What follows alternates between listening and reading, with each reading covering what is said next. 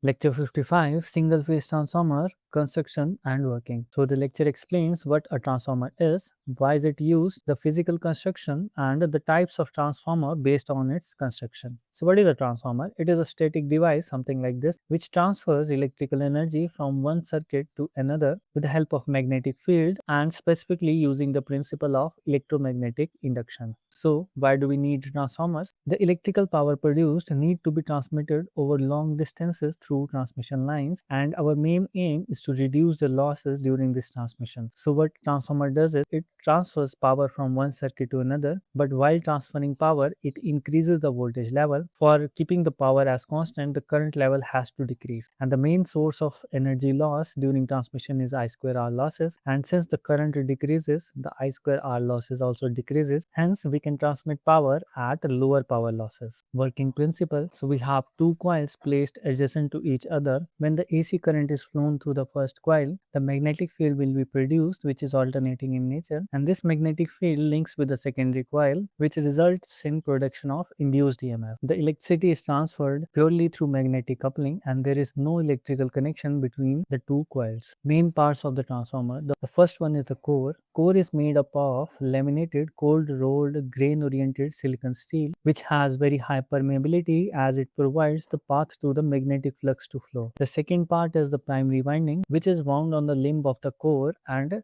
it is connected to the input supply. The main aim is to produce magnetic flux.